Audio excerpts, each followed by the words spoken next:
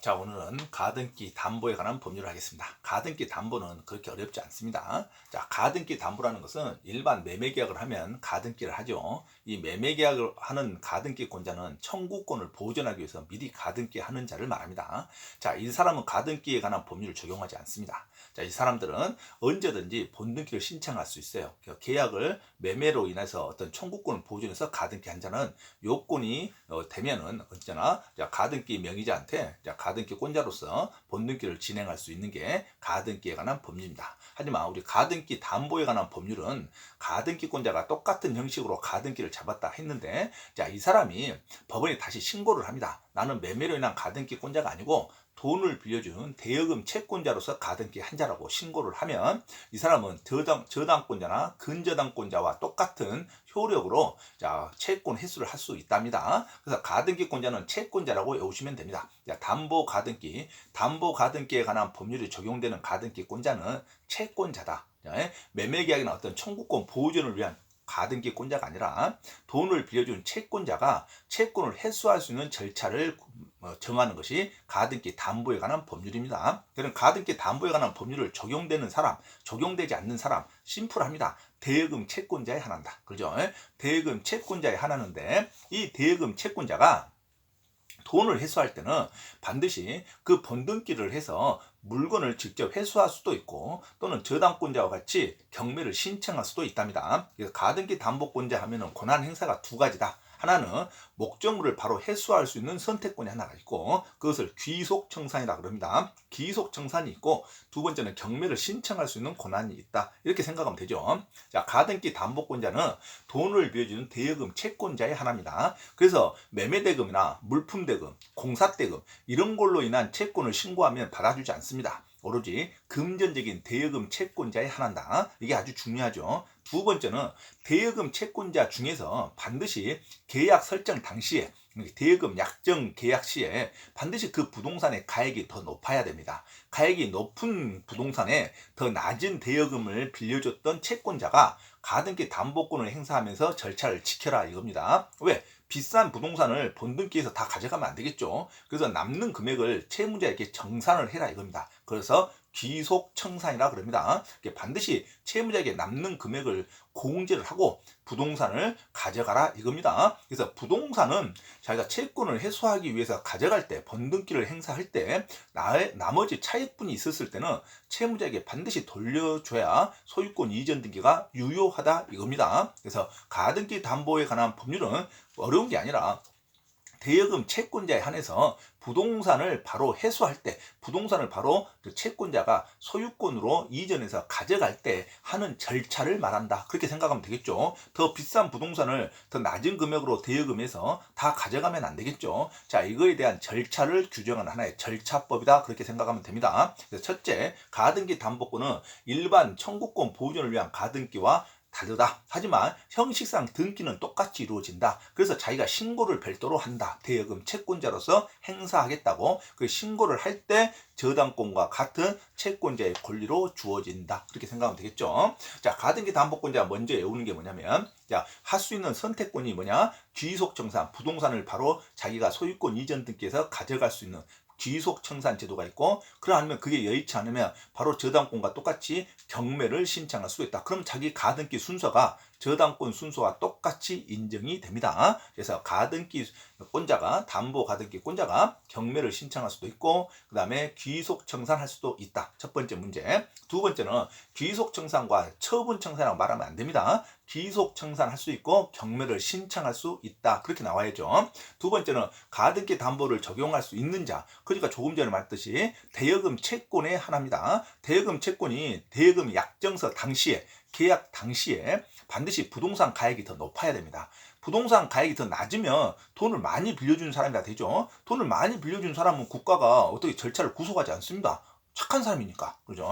자, 채무자를 위해서 돈을 더 많이 빌려주잖아요. 자, 그래서 더 낮은 부동산을 언제든지 회수할 수 있게 가등기 담보에 관한 법률을 적용하지 않습니다. 알아서 하세요. 알아서 하는 거고, 반드시 부동산 가액이 높은데 돈은 조금만 빌려주고 부동산 가액이 높은 걸 가등기로 잡았을 때 이 채권자가 채무자가 아무리 변제기를 지났다 하더라도 부동산이 높은 부동산을 전부 본등기에서 가져가면 안 되겠죠. 그럴 때 반드시 절차를 지켜라. 이것이 채무자를 위한 절차법으로서 가등기 담보에 관한 법률이라 그럽니다. 가등기 담보에 관한 법률은 반드시 그래서 대여금 약정 당시에 부동산 가액이 더 높아야 됩니다. 두 번째, 대여금 채권자의 하나지 물품대금, 매매대금, 공사대금 이런 건 절대 인정하지 않습니다. 반드시 법원에 채권서가 채권 신고서가 들어갈 때 대여금 채권자라는 것이 입증이 돼야 됩니다. 자, 그래서 주된 목적이 매매대금 채권이라든가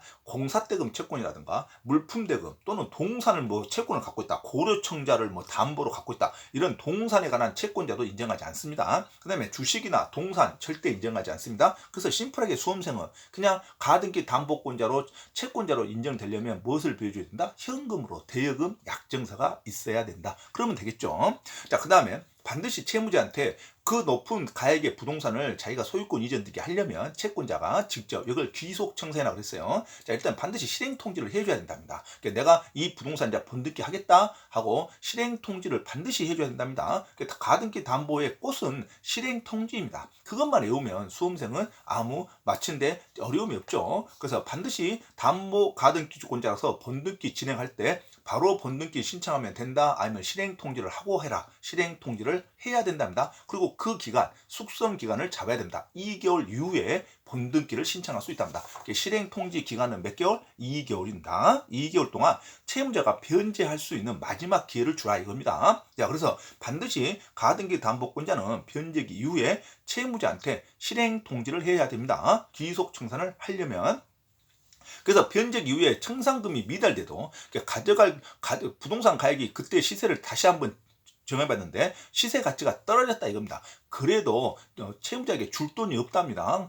부동산 가액과 빌려준 돈이 똔똔이 된다든가 또는 부동산 가격이 너무 폭락해서 돌려줄 돈이 없답니다. 그래도 통지를 해줘야 된답니다. 그래서 청산금이 미달하더라도 반드시 실행 통지는 해야 될 것. 그래야 요건으로 유효가 됩니다. 그래서 반드시 변제기 이후에 실행 통지는 해야 될 것. 청산금이 미달돼도 실행 통지해야 된다. 그다음에 채권자가 통지한 한번 청산금은요 더 이상 다투면 안 됩니다. 그 자기가 시세 판단을 딱 해서 이 시세 가액이 얼마고 당신한테 빌려준 돈이 얼마니까 얼마를 돌려주겠다 또는 돌려줄 돈이 없다. 지금 부동산 시세가 얼마다. 이 평가된 금액을 통지하는데 이 금액은 두 번 다시 변경할 수 없습니다. 채권자가 채무자에게 한번 통지한 청산금의 내역은 두 번 다시 변경할 수 없다. 그죠?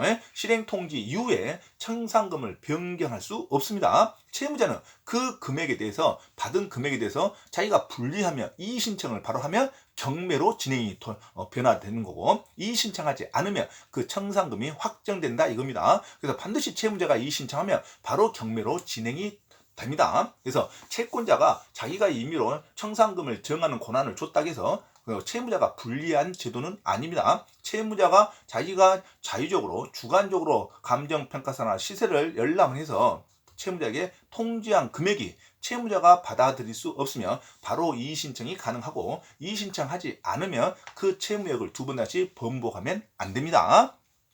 자, 미달되더라도 반드시 실행 통지는 해야 된다는 거 중요하죠. 그 다음에 통지할 상대방이 있죠. 자, 채권자가 가등기권자가 그 부동산을 회수하려면 자, 채무자나 또는 물상 보증인, 제3취득자 당연히 다 통지해야 됩니다. 후순위 권리자에게도 다 통지해 줘야 됩니다. 그 집에 살고 있는 대항력 있는 임차권자가 있으면 임차권자에게도 전부 내가 이제 주인이 될란다 하고 번등기 하련다 하는 걸로 전부 실행 통지를 해줘야 됩니다. 하지만 선순위 담보권자한테는 굳이 실행 통지할 이유가 없습니다. 선순위 담보권자는 어차피 가등기권자가 이길 수가 없어요. 그래서 실행 통지 안 하더라도 아무 영향이 없습니다. 그래서 선순위 가등기권자는 실행 통지를 받지 않더라도 불리할 게 하나도 없어요. 그래서 선순위 가등기권자에게는 실행 통지하지 않아도 된다. 하지만 그 외의 모든 권리자한테는 실행 통지를 전부 해야 유효한 번등기가 됩니다. 자, 그래서 채무자나 물상 보증이나 취득한 제3자가 있다든가 그 다음에 후순위 권리자가 있다든가 대항력 있는 임차인이 있다든가 전부 실행 통지 해줘야 됩니다. 청산 절차할 때 실행 통지 후에 반드시 절차 2개월은 지켜야 됩니다. 2개월 후에 번등기를 진행해라 이거죠. 그래서 청산 절차를 거치지 않고 하는 번등기는요 원칙적으로 무효입니다. 청산 절차를 거치지 않았다고 채무자가 이의를 제기하면 그 등기는 무효가 됩니다. 근데 본등기가 무효가 됐는데 청산 절차를 거치지 않아서 채무자가 아무 말도 하지 않아요. 그래서 본등기를 먼저 하고 나서 다시 청산 절차 2개월을 더 지내놓고 나면 통지를 다시 하고 뒤늦게 하더라도 채무자가 모든 것을 이의 신청하지 않았답니다. 그래서 본등기가 된 후, 무효로 된 본등기 된 후 청산 절차를 다시 마치면 그 무효가 유효한 등기로 될 수 있습니다. 이게 치유가 된다 이거죠. 채무자가 아무런 이의 제기 안 했는데 국가가 언제까지 채무자를 보호하지는 않는다 이거죠. 그래서 요건은 청산 절차를 거치지 않는 본등기는 원칙적으로 무효이나 본등기가 무효인 후에 다시 청산 절차를 거쳤다 이런 단어가 나오면 등기는 유효가 될 수 있다. 당연한 거죠. 자, 그다음 청산 절차 없이 처분했답니다. 청산 절차 없이 처분한 경우에는 선의의 제3자는 소유권을 취득해버립니다. 청산 절차 없이 소유권을 가등기권자가 본등기로 하고 처분했답니다. 그러면은 선의의 제3자는 항상 보호가 됩니다. 선의의 제3자가 있었을 때는 그 선의의 제3자는 소유권을 취득합니다. 그러면 채무자는 가등기권자에 대해 이제 손해배상, 금전적인 손해배상을 청구할 수 있을 뿐이겠죠. 부당이득 반환이나. 자, 채무자 입장에서는요, 채무 변제와 가등기 담보의 말소는요, 동시행 관계가 아닙니다. 그러니까 채무가 변제가 되면 무조건 채무를 변제해야 됩니다. 가등기 말소는 채무가 변제되면 가등기 말소는 근저당권과 같이 말소된 걸로 봅니다. 그래서 가등기 말소를 봐야지만 채무를 변제하겠다 하는 건 절대 틀립니다. 채무의 변제는 반드시 영수증 수령과 동시행이지 저당권, 근저당권, 가등기 말소와 동시행이 아니다. 이거 놓치면 안 되죠. 자, 채무자는 청산기간이 지나기 전에, 청산기간이 몇 개월? 2개월입니다. 2개월이 지나기 전에 부랴부랴 청산금, 자, 청산금의 권리를 갚으면 되죠. 청산금에 대한 변제기를. 하지만 청산기간이 지나기 전에 채권자한테 받아야 할 청산금은요, 아직 받지 않았습니다. 채권자가 주겠다는 것은 2개월 후에 나머지 부동산과 채무액 차입금 공제한 금액을 주겠다는 거지. 자, 2개월 후에 주겠다는 거지. 통지하자마자 채권자가 주지는 않습니다. 그래서 채무자는 청산기간이 지나기 전에 채권자에 받아야 할 청산금을 제3자한테 양도하는 행위는 할 수가 없어요. 제3자한테 양도가 안 되겠죠. 자기가 돈을 받도 안 했는데. 그래서 청산기간 전에 채권자에 받아야 할 청산금을 제3자에게 양도한 경우에는 당연히 그것은 아직 도래가 되지 않는 권리를 미리 준 거죠. 그래서 이미 있는 후순위 권리자에게는 대항하지 못합니다. 후순위 권리자에게 대항하지 못한다는 것은 자기가 후순위 권리자에게는 여전히 채무자로서 존재한다 이거죠. 좀 어려운 문장이죠. 자, 아주 쉽게 풉니다. 자, 청산금 기간 전에는 아직 채권자가 청산금을 주지 않은 채권입니다. 그래서 그 채권을 미리 제3자한테 양도했다 하더라도 그 양도했다는 그 사실 자체를 후순위 권리자에게는 주장할 수 없다. 그렇게 되죠. 자, 후순위 권리자에게는 청산금을 제3자에게 청산기간 전에 양도했다 해서 후순위 권리자에게는 대항할 수 없다. 기간이 아직 도래하지 않았으니까. 자, 경매 청구권자죠. 자, 경매 청구권자는 후순위 권리자가 아주 중요합니다. 자, 일반 가등기, 담보 가등기권자도 기속 청산하기가 여의치 않으면 경매를 신청할 수도 있다 그랬어요. 자, 그런데 가등기 담보권자가 통지를 합니다. 내가 부동산을 소유권을 취득하겠다고 본등기 하겠다고 통지를 후순위 권리자에게 전부 다 하면 후순위 권리자는요, 자, 본등기가 돼버리면 후순위 권리는 전부 말소가 돼야 되죠. 그래서 후순위 권리자는 자기가 아직 변제기가 도래하지 않더라도 채권자가 가등기 담보권자가 자, 기속 청산하겠다는 통지서를 받으면 후순위 권리자는 자기가 변제기가 아직 도래하지 않았다 하더라도 선순위 가등기권자의 청산기간 내 2개월 내에 바로 경매를 신청할 수 있습니다. 그래서 후순위 권리자는 가등기권자의 청산기간이 도래하기 전에 2개월이 되기 전에 경매를 신청해야지 2개월이 지나버리면 가등기권자가 본등기를 진행해버리죠. 그러면 후순위 권자는 자, 아무리 후순위가 저당권자여도 저당권 경매 실행을 못합니다. 왜? 이미 주인이 바꿔져버린 거죠. 자, 그래서 반드시 후순위 권리자는 자기가 변제기가 도래하기 전이라 할지라도 청산기간 내에 경매를 신청할 수 있다. 반드시 청산기간 내 2개월 안에 경매를 신청해야 됩니다. 이게 시험에 아주 잘 나옵니다. 후순위 권리자는 통지서를 받은 이후에 본인이 변제기가 도래하지 않더라도 청산기간 내에는 경매를 신청할 수 있다. 청산기간이 지나면 경매를 신청할 수 없다로 가야 됩니다. 자, 그 다음에 가등기 담보권이 이제 소멸되죠. 경매로 매각되면, 이게 경매 절차가 진행되면 가등기 담보권자도 이제 저당권 순위가 되기 때문에 자, 배당 받고 다 경매로 소멸된다. 이렇게 나와야 됩니다. 자, 소유권의 양도담보도 있습니다. 소유권의 양도담보를 양도담보라 그럽니다. 자, 양도담보라는 것은 자, 이미 가등기를 하지 않고 아예 소유권을 등기를 아예 이전시켜버립니다. 채권자한테. 그리고 나서 그 집은 여전히 내가 지금 살겠다는 걸 이면 계약을 해서 자, 채무자가 사용 수익은 계속 하되 소유권만 등기를 아예 채권자한테 넘기고 그 매매대금으로 돈을 빌리는 제도를 소유권 양도담보라 그럽니다. 소유권 양도담보는 딱 시험에 한 문제만 나옵니다. 자, 소유권 양도담보 딱 하면 아예 소유권을 가등기 하지 않고 이전 등기를 하고 돈을 빌려도 합니다. 하지만 일반 매매하고 틀리는 게 일반 매도인은 반드시 이전을 해야겠죠. 하지만 이 소유권 양도담보는 사용 수익 권한을 여전히 누구한테 준다? 채무자한테 줍니다. 그래서 거기서 임대차도 나올 수 있고 임차료도 수령할 수 있습니다. 채무자가.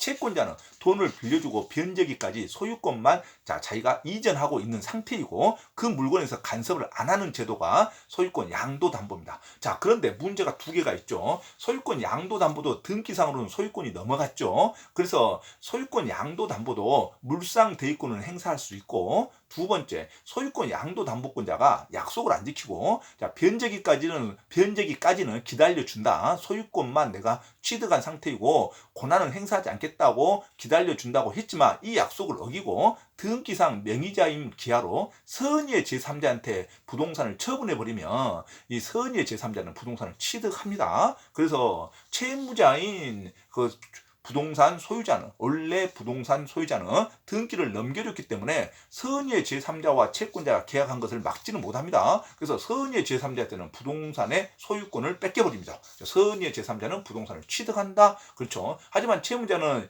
양도담보권자에게 금전적인 손해배상과 부당이득은 청구할 수 있겠죠. 하지만 소유권은 선의의 제3자에게 취득한다. 이렇게 나와야죠. 그래서 원래 이 채무자가 선의의 악의를 입증해야지만 악의의 제3자가 있었을 때는 본인이 입증해서 다시 소유권 반환을 할 수가 있는데 자, 선의의 제3자에게는 대항할 수 없다고 그럽니다. 그래서 양도담보는 소유권을 이전 등기를 아예 해버리고 대여금을 빌리는 제도, 아주 리스크가 많은 제도죠. 하지만 국가적으로는 이것은 인정되는 제도이기 때문에 자, 이것은 리스크가 많은 계약이다 생각하시면 되겠죠. 그래서 두 가지 포인트만 나옵니다. 소유권의 양도담보도 등기상 이루어지는 담보가등기 법률에 적용을 받고 적용을 받는다는 것은 변제기까지 기다려주다가 변제기가 지나면 2개월의 실행 통지를 하고 나서 2개월 후에 강제 집행이 들어갈 수 있다 이겁니다. 이미 번등기는 할 이유가 없죠. 소유권 양도담보는. 그래서 소유권 양도담보도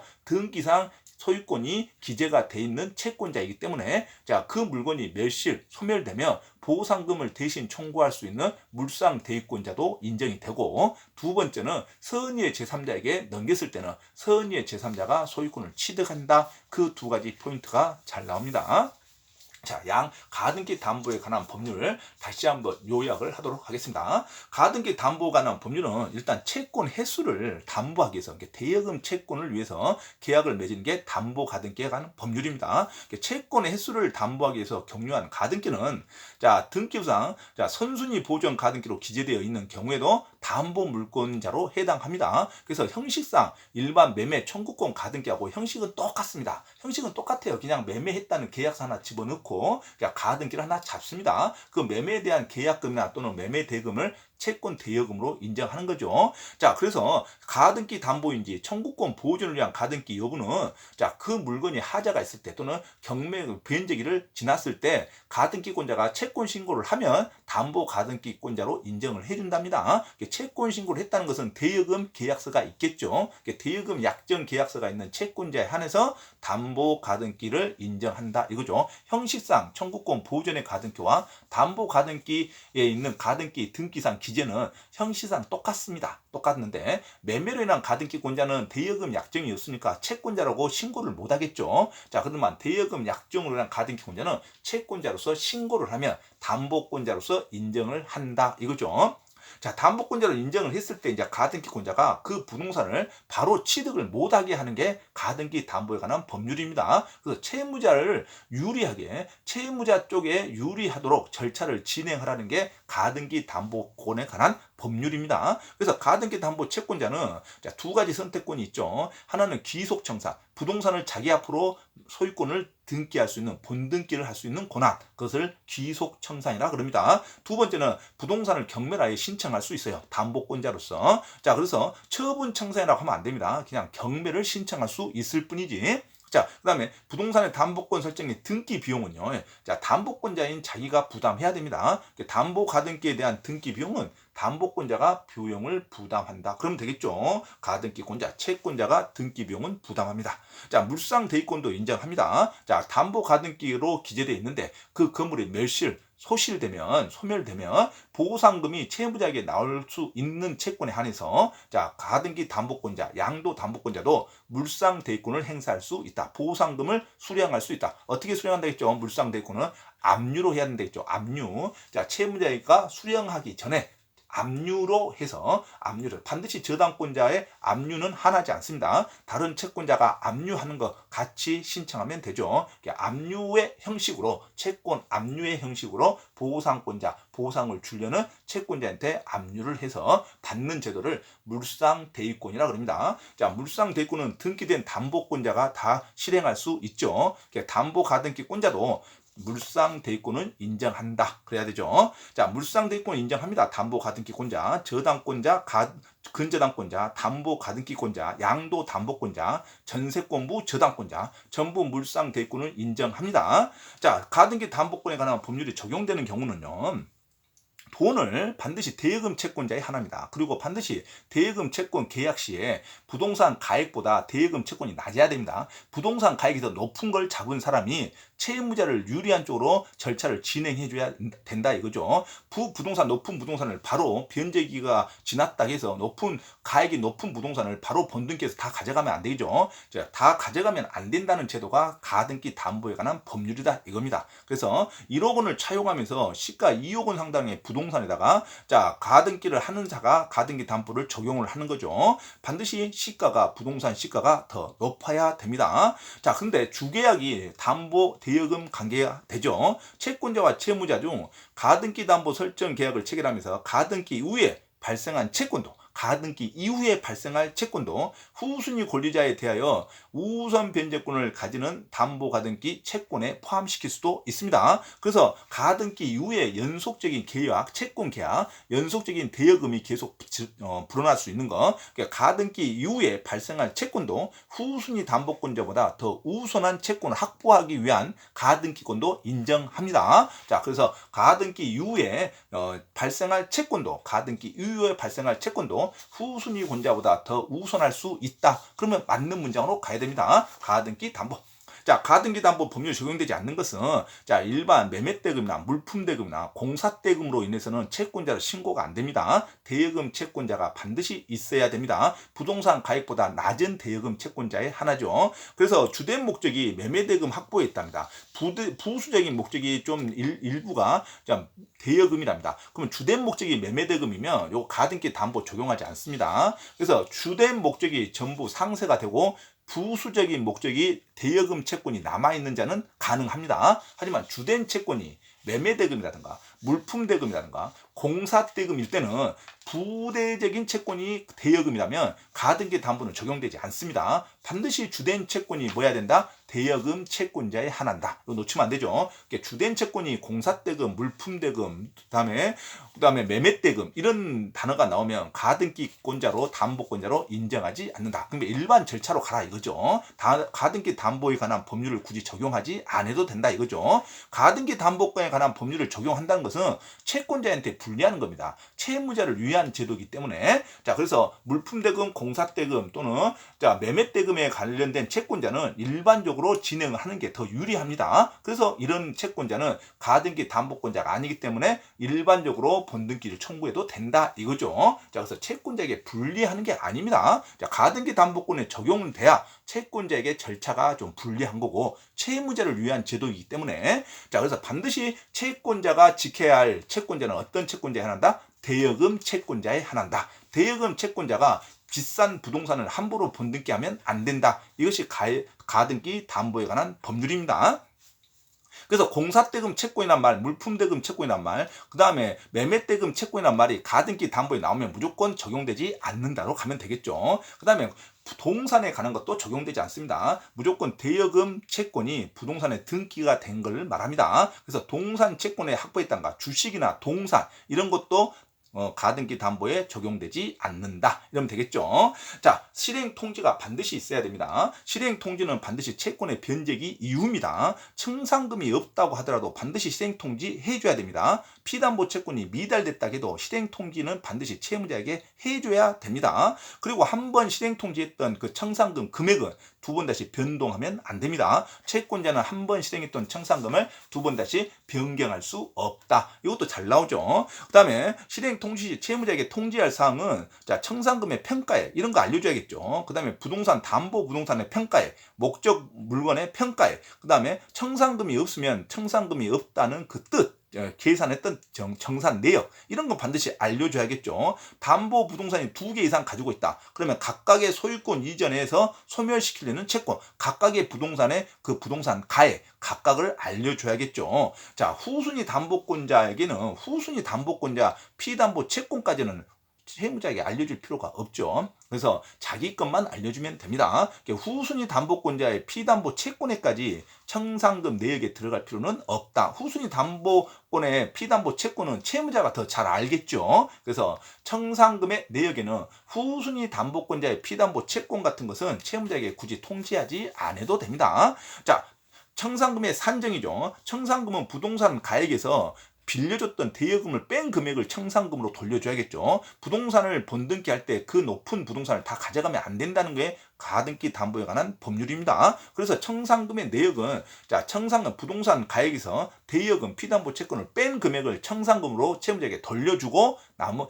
부동산을 번등기해서 소유권을 취득하라 이겁니다. 자, 그래서 선순위가 있으면 선순위 담보 금액도 당연히 빼야겠죠. 선순위 담보 금액을 자, 채권에게 반드시 그래서 부동산 가액에서 피담보 금액을 뺀 금액이며 선순위 담보권이 있으면 피담보 채권에게 당연히 선순위 담보로 담보한 채권액은 당연히 선순위 금액으로 포함을 시켜서 선순위 금액은 어쩔 수가 없는 거죠. 선순위 금액은 포함을 시키고 나머지 금액에서 자, 부동산 가액에서 피담보 채권액을 뺀 금액을 자, 청산금으로 산정합니다. 자, 통지할 대상자는 자, 반드시 채무자, 물상 보증인 또는 그 부동산을 취득한 제3자가 있으면 전부 통지를 해줘야 되죠. 자, 채무자가 여럿이면은 그 모두한테 다 통지를 해줘야 되고 임차권이 있는 대항력이 있는 임차권이 있으면 그 임차인에게도 전부 통지를 해줘야 됩니다. 유일하게 통지를 안 해도 될 상대는 선순위 담보권자. 선순위 담보권자에게는 굳이 통지할 필요가 없죠. 그리고 청산하고서 반드시 2개월이 있어야 됩니다. 통지 후 몇 개월이 있어야 된다? 2개월을 반드시 지켜야 됩니다. 그래서 청산 절차라는 것은 통지 후 2개월을 말합니다. 그래서 별도의 말이 없어도 청산 절차를 지키지 않는 등기는 원칙은 무효다. 이렇게 나와야 되죠. 그래서 반드시 채무자에게 2개월에 대한 기간은 잡아줘야 됩니다. 2개월 후에 본등기를 진행해야 된다. 이게 가등기 담보죠. 그래서 청산 절차를 거치지 않는 부동산 가등기 담보의 본등기는 원칙적으로 무효입니다. 그러나 청산 절차를 거치지 않아서 등기가 무효가 됐다 하더라도 그 후에 청산 절차를 다시 거치면 그 등기는 유효가 될 수 있다. 이렇게 나와야 되죠. 그다음에 목적물의 소유권 행사죠. 청산금을 지급할 필요 없이 청산 절차가 종료됐답니다. 청산금이 지급할 필요 없다는 것은 가액이 너무 낮다는 거죠. 부동산 가액이. 그죠? 그래서 담보권 실행의 통지는 반드시 그래도 해줘야 됩니다. 실행의 통지를 하고 절차가 종료되면 이제 그때부터는 이제 담보 목적물의 과실 수취권은 채권자에게 기속이 되죠. 청산 절차가 종료됐다 그러면 2개월 후라는 말이죠. 통지 후 2개월 후에는 과실 수취권이 채권자한테 기속된다. 이렇게 가야 되죠. 자, 사용 수익권 청산금의 지급으로 청산 절차가 종료되어야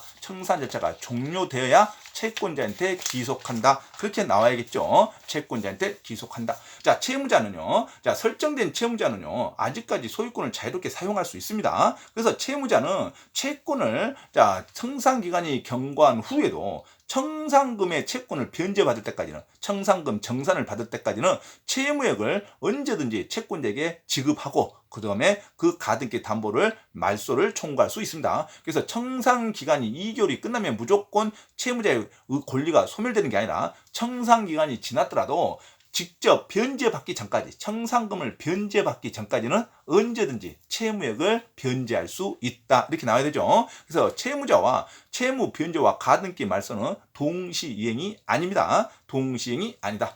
채무자는 청산기간이 지나기 전에 후순위 권리자에게 통지 후에 청산금에 대한 권리를 제3자에게 양도했다 해서 후순위 권리자에게 대항하지는 못합니다. 그리고 조금 전에 말했듯이 청산금을 직접 변제받기 전까지는 2개월이 지났더라도 언제든지 채무자에게 변제할 수 있습니다. 자, 채권자는 청산기간 2개월이 지난 후 바로 청산금을 변제하면 되고 2개월이 지난 후 본등기를 할 수 있고, 채무자는 청산기간 2개월이 지나더라도 실제 청산금을 변제받기 전에는 언제든지 저당권 청산금을 변제하고 나서 채권자에게 가등기 말소를 청구할 수 있다. 채무자는 실제 청산금을 지급받기 전에 언제라도 변제하고 가등기 말소를 청구할 수 있다.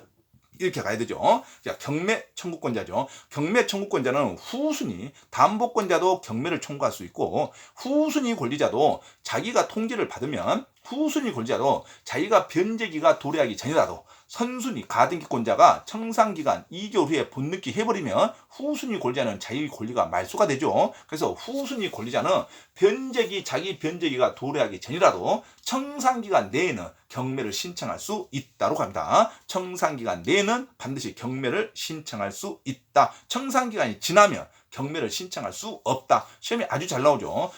후순위 권리자는 청산기간 내 2개월 내에 경매를 신청할 수 있다로 가야 되고, 청산기간이 지나면 경매를 신청할 수 없다로 가야 됩니다. 자, 가등기 담보권 소멸이죠. 제3자가 경매로 소유권을 취득하면 자, 가등기 담보는 이제 소멸되는 거죠. 강제 경매로 매각되면은 가등기 담보권도 소멸된다고 봐야 됩니다. 저당권과 똑같은 순위로. 그래서 담보 가등기권자는 경락대금 완납 시에 매각에 의해서 소멸이 돼버리는 거죠. 자, 그래서 항상 가등기 담보 경매 시에 가등기를 마친 때를 기준으로 담보 권리자의 순위가 결정이 됩니다. 그래서 저당권 순위와 똑같이 이제 진행한다 이거죠. 자, 소유권의 양도 담보는 두 가지 경우만 나온다고 그랬습니다. 소유권의 양도 담보는 소유권을 직접 이전을 하고 나서 돈을 빌려주는 걸 말합니다. 그래서 채무자한테는 리스크가 아주 크다 그랬죠. 소유권 양도 담보는 여전히 소유권은 채권자가 등기를 아예 가져가지만 사용 수익 권한은 채무자에게 주어지는 걸 말합니다. 변제기까지는. 자, 그런데 채권자가 등기가 됐다는 이유로 제3자, 선의의 제3자에게 부동산을 양도시켜버리면 선의의 제3자는 부동산을 취득한다 그래야 되죠. 자, 그리고 자, 소유권 양도 담보권자도 가등기 담보에 관한 법률을 적용하기 때문에 변제기 이후에 실행 통지하고 2개월이 지나야 진정한 소유권자로서 그 집에 명도 신청을 할 수 있다 이겁니다. 자, 그래서 양도 담보권자도 실행 통지는 반드시 거쳐야 된다.